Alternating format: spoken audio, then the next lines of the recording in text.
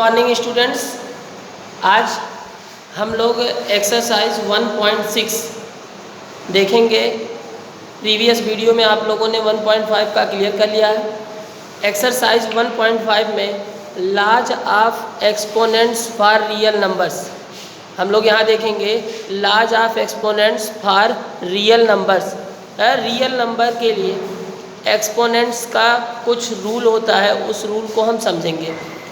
ये रूल आप लोग क्लास 8th में भी पढ़ चुके हैं, एक बार हम इसको रिपीट कर देते हैं। देखिए, जो एक्सपोनेंट मीन्स होता है पावर। जब किसी भी रियल नंबर पर कोई पावर लगती है तो उसके अकॉर्डिंग एक रूल होता है, वो रूल हम यहाँ पर समझेंगे। कुछ रूल्स आप लोग जानते हैं, एक बार फिर से रिवाइज कर दिया जा रहा है। If any real number A, अगर कोई रियल नंबर है, इफ़ एनी रियल नंबर ए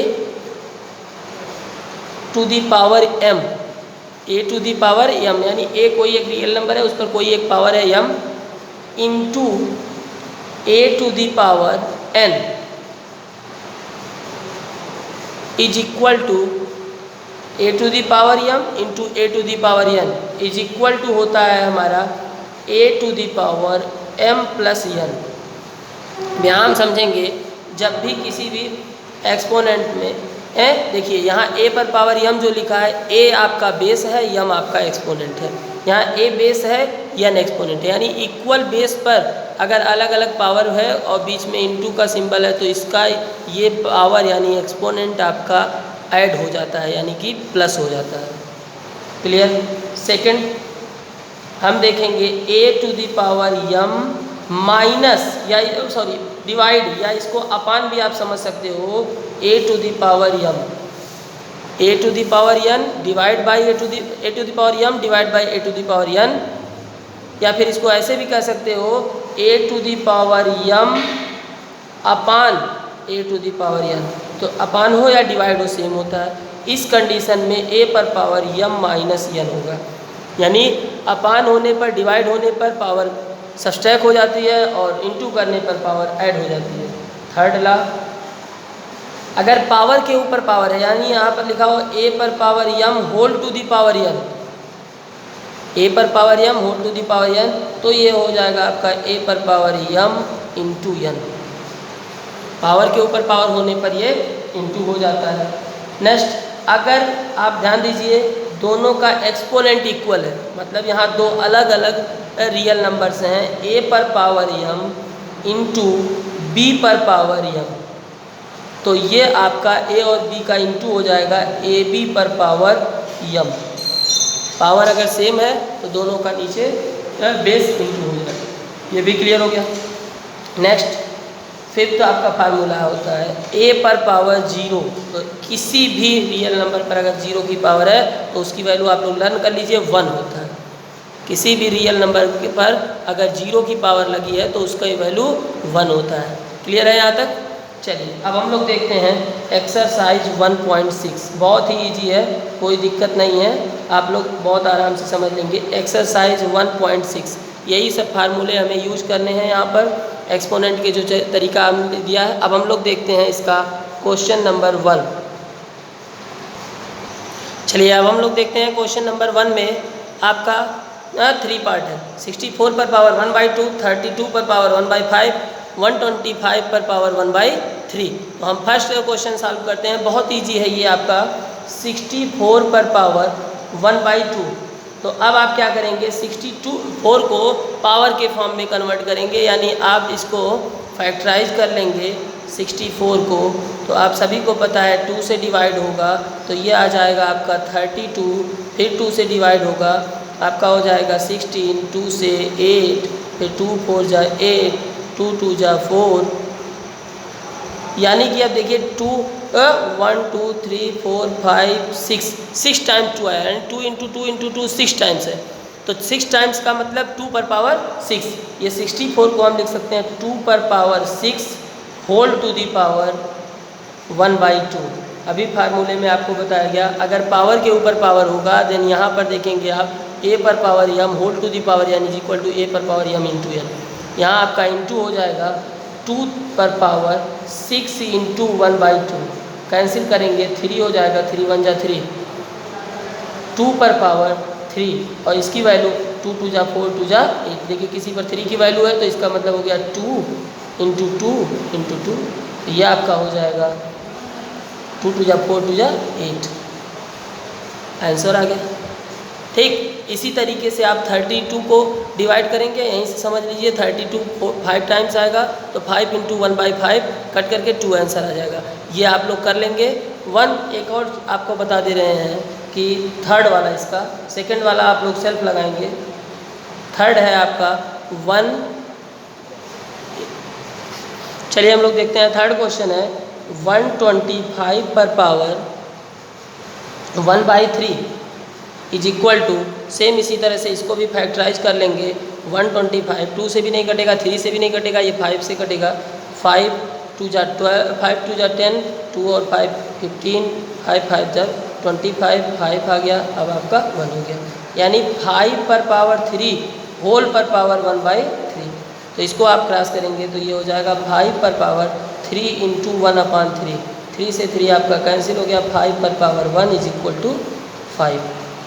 ठीक, ये आपका क्वेश्चन 1 कंप्लीट हो गया। ठीक, और उसके बाद अब हम लोग देखते हैं क्वेश्चन नंबर 2।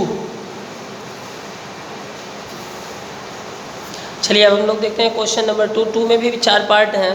तो फर्स्ट पार्ट आपका है फाइंड करना है 9 पर पावर 3/2। तो 9 पर पावर 3/2 सेम वही क्वेश्चन है। 9 मीन्स होता है 3 पर पावर 2। देखिए 9 को आप फैक्टराइज करेंगे 3 इंटू 3, तो ये हो जाएगा 3 पर पावर 2 होल पर पावर 3/2। बहुत ही इजी क्वेश्चन है ये सब। तो ये हो जाएगा आपका 3 पर पावर 2 इंटू 3/2, 2 2 से कैंसिल हो गया, इज इक्वल टू 3 पर पावर 3।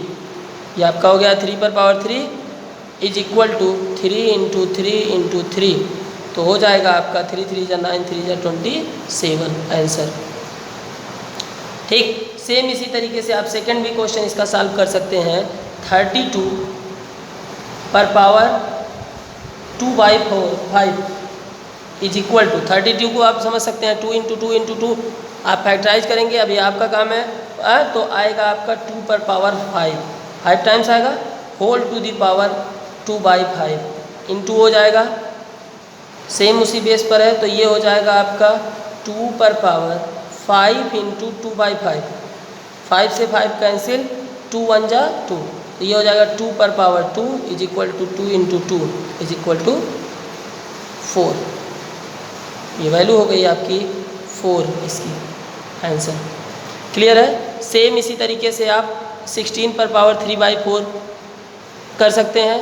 अब ये और फोर्थ, सेकंड थर्ड और फोर्थ, ये आपका होमवर्क रहेगा। अब हम लोग देखते हैं क्वेश्चन। चलिए तो हम लोग को अब देखते हैं क्वेश्चन नंबर 3। सिंप्लीफाई, 4 क्वेश्चन है इसमें, 4 पार्ट है और बहुत आराम से इसको हम लोग समझ लेंगे। फर्स्ट है आपका 2 पर पावर 2/3 इंटू 2 पर पावर 1/5। अब आप याद कीजिए एक्सपोनेंट्स के लार्ज जो आपको पढ़ाए गए थे, लार्ज ऑफ एक्सपोनेंट में a पर पावर m इंटू ए पर पावर n, तो ये इस तरीके से बेस दोनों का इक्वल है तो एक्सपोनेंट ऐड हो जाएगा। ये हो जाएगा आपका 2 पर पावर 2/3 और प्लस 1/5। क्लियर हो गया? 2/3 प्लस 1/5 इज इक्वल टू 2 पर पावर, ये आपका हो जाएगा 5 3 जा 15 और 5 2 जा 10, 3 1 जा 3, तो ये आपका आ जाएगा 2 पर पावर 13/15। क्लियर है? ये आपका आंसर हो जाएगा। ठीक, अब हम देखेंगे सेकंड क्वेश्चन। 1/3 पर power 3 whole to the power 7 is equal to 1/3 पर पावर 3 है, तो इसको आप ध्यान दीजिए कि जब 1/, कोई भी पावर होती है तो ऊपर जाने पे पावर निगेटिव हो जाती है, यानी ये हो जाएगा 3 पर power -3 whole to the power 7 और इंटू हो जाएगा तो 3 पर पावर -7 3 जा 21 आंसर। क्लियर है? थर्ड क्वेश्चन इसका देखेंगे हम लोग। ये है आपका 11 पर पावर 1/2 अपान 11 पर पावर 1/4 देखिए सेकेंड एक्सपोनेंट इसमें लार्ज ऑफ एक्सपोनेंट का सेकेंड फार्मूला इसमें लगेगा a पर पावर m अपान a पर पावर n, यानी कि बेस इक्वल है और ये अपान में सब्सट्रैक्ट हो जाता है, तो ये हो जाएगा 11 पर पावर 1/2 माइनस 1/4। यही आप कर लेंगे तो ये हो जाएगा आपका 11 टू दी पावर, दोनों का एलसीएम हो गया 4, 2 2 जा 4, 2 माइनस 1, ये हो जाएगा 2 माइनस 1 1, 11 पर पावर 1/4 आंसर। लास्ट क्वेश्चन हम देख लेते हैं फोर्थ। अब आपका है 7 पर पावर 1/2 इंटू 8 पर पावर 1/2। तो देखिए यहाँ पर एक्सपोनेंट इक्वल है, बेस अलग अलग है, तो आपको बताया गया है बेस का इंटू हो जाएगा, यानी 7 इंटू 8 पर पावर 1/2, तो ये हो जाएगा 56 पर पावर 1/2। क्लियर है, ये आपका हो गया आंसर। इस तरीके से आज आप लोगों का ये नंबर सिस्टम का चैप्टर टोटल 1.6 तक का आज आप लोगों का समाप्त हो गया। अब नेक्स्ट पॉलिनॉमियल का एक वीडियो आप लोगों को मिल चुका है, तो पॉलिनॉमियल में आप लोगों ने जो एक वीडियो देख लिया है उसके आगे से एक्सरसाइज उसका हम लोग नेक्स्ट टाइम से देखेंगे। Okay, good bye.